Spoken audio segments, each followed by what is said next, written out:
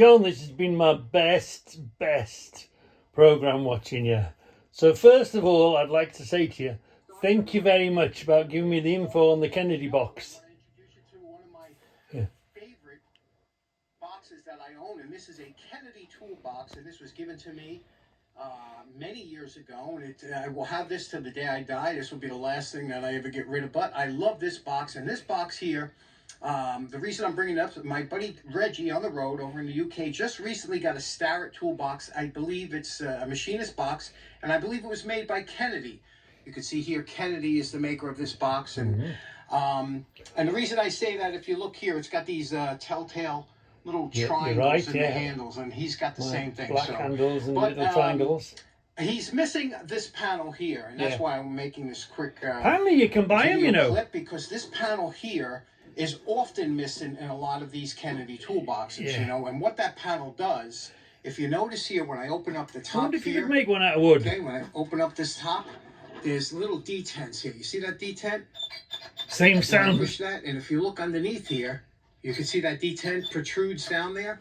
Same what sound. That's for is so that this panel, which is nothing more than sheet metal, and that's, I guess it's got something in between or something to give it some body.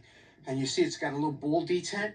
When you push this up like this and close it, those little detents, when you bring this box down, will go into the top of those holes. Thank you, John. And you have a beautiful, secure box that you need the key to open up. That's the great thing about the great thing about the tool community. We all help and show each other, and great, you know. Now, the next item, John. I wanted to watch a tool thing, but I didn't know you as a comedian, John. Oh, dear me. You've just started welding. Oh, look, don't be disheartened. Get in there, get it fixed. Don't let it beat you. Let's move on to the next bit. I had such fun. I was screaming and shouting at the television. Let me just show you the next bit. John, you've been listening to Formula One too often. They make their excuses before they lose. You were already making an excuse before you even started on it. Yeah.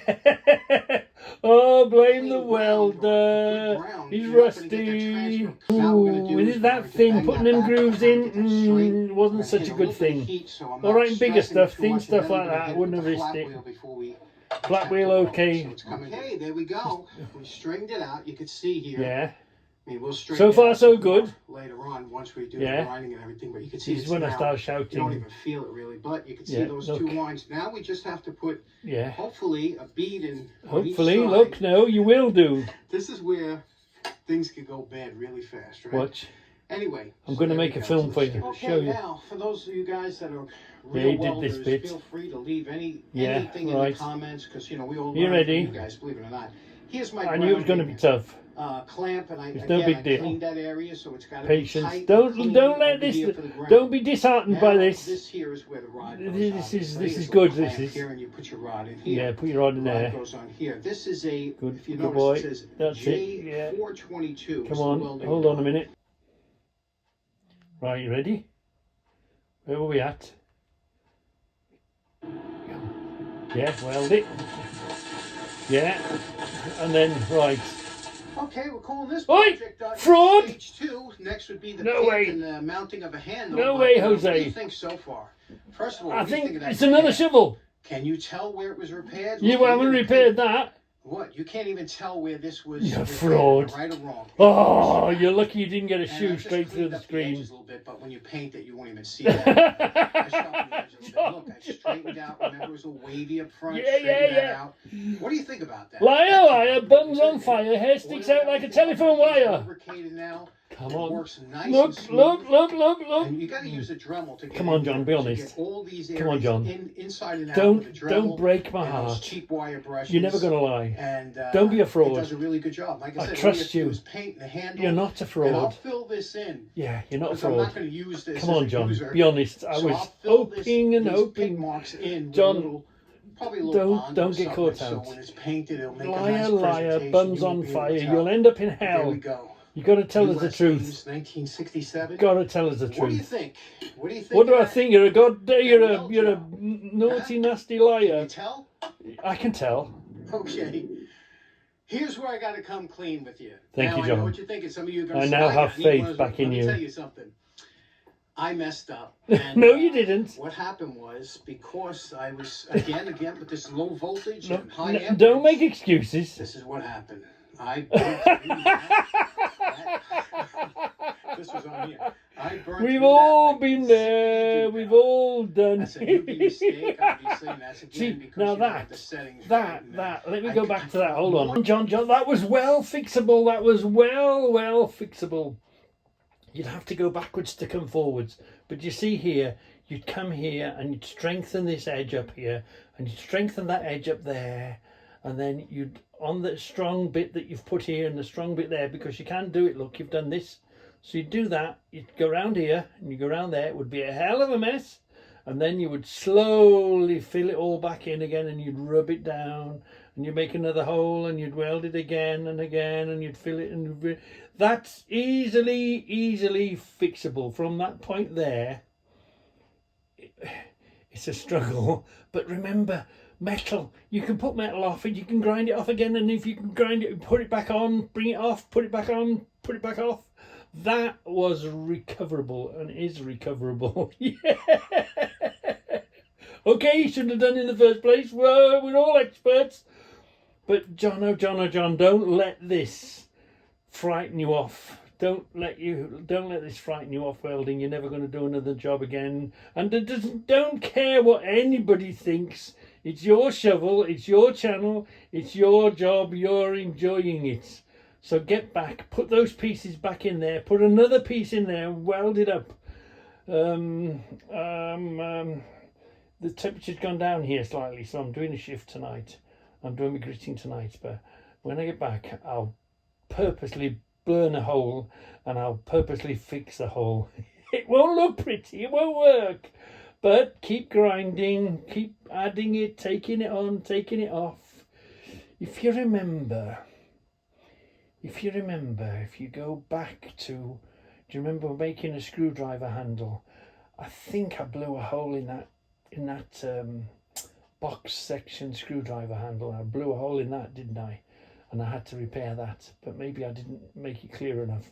But yeah, John, this is part of the fun and the challenge, and enjoy it, and don't be frightened off. It's just, and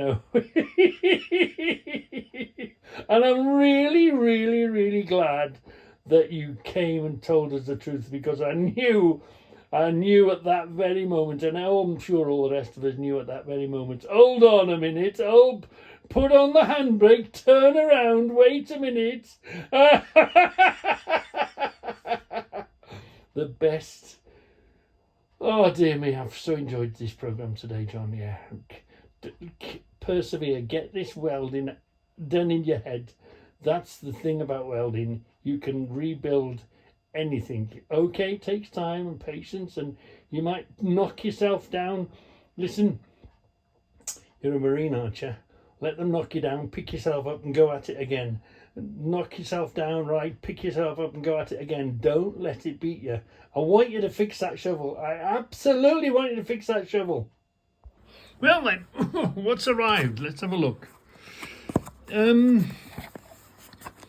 Slightly different. I don't know. These people, they invent so much stuff all the time.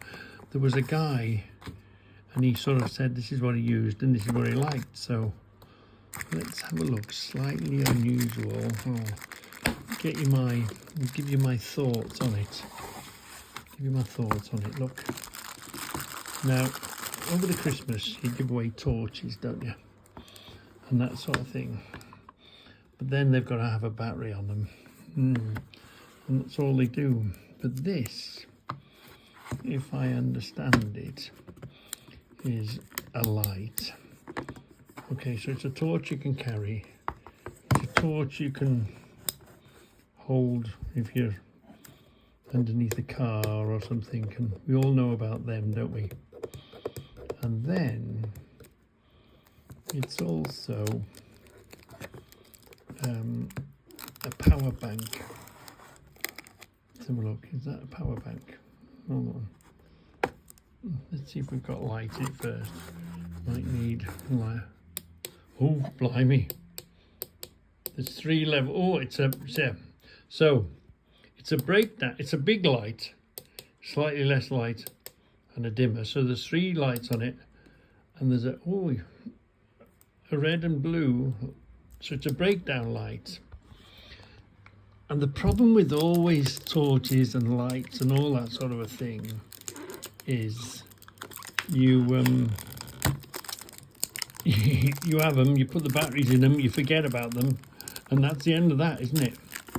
But what attracted me to this is, I'll take this plastic off. What attracted me to, I bet you it's bright now. Oh, blimey. Oh, goodness me, that's really bright. Yeah. What attracted me to this is it's also a power bank. So it's a light, and look, it's solar. So I'm guessing all you have to do is, if it's in your car, you put it on your dash. If it's in your shed, you put it in your shed. You know, I've got torches. Do they work? I don't know. When I want them, do they work? Flat batteries, you'd have to go and get a battery. Well, at least with this, if it didn't work, you would put it somewhere inside the sun, so it charges itself up. I know, and there's no effort. It's not like one of them windy things. So it's got a solar panel on it. It's a light. It's a light for seeing. It's a light for lasting a bit longer and a bit dull of a light. And also it's a flashy light. Blimey. They come in a pack of 2. And they don't, you're not talking silly money. Look at that. Oh, look. So you can plug your phone in, give you a charge. It's a power bank as well as, I don't know if it gives you much power, but if you've got no power in your phone, and you've got this, or you've got no power in your phone, you put this in front of the sun, you could maybe power your phone, get a phone call out of it. I'm not really into technical numbers and, you know, is it a big one, is it a small one, is it a whatever. But I saw it, and, you know, you see it and think, oh, that's nice. Oh, yeah. So I thought I'd have 2. One in the house or in the workshop, and it would be good in the car, wouldn't it? It would be good in the car, I think, because it's got the breakdown feature. It's got the light thing if you have to go walkies. And now and again, if you remembered, you keep it in the car, you just say, oh, if you see it in the back of your car, oh, I better charge that. You stick it in your window, leave it all day, wherever you park your car, and it should charge itself up. So I thought, that was very good. And like I say, what are we thinking? Multifunction, and like I say, it's a power bank as well. Let's see what the box says. Hopefully that means something to you. Battery capacity, strong lighting times 5 to 24 hours. If those numbers are important to you or you want to know, that's what it says on the box. It's a power brake. What was it called? Chargeable. Obviously made in China. Yeah, what is it? It's a, what's that say? Solar energy, charging type, high powered power bank. Hadn't seen one of them before. But you know, they're always making, you don't know a thing until you bump into it and you think, oh, that's a good idea. So I think, yeah, we'll give them a charge and we'll put them in the cars. 1 each for the cars for a rainy day. You never know. Because you know and I know the cars will only break down in the worst, most inconvenient spot, won't it? It never breaks down just, you know, in the perfect world that these motorway people decide every 2 miles in the lay-by, the car breaks down on a bend in the dark. Yeah. So something to put into, oh yeah, look, that's all of them. That's some of them. That's that one. Something to put in the back of the car. And I do like the idea of solar charging. Having access to the battery as a, so you can plug your phone in. Yeah. The little battery might be just enough to give you enough charge to get your phone to work.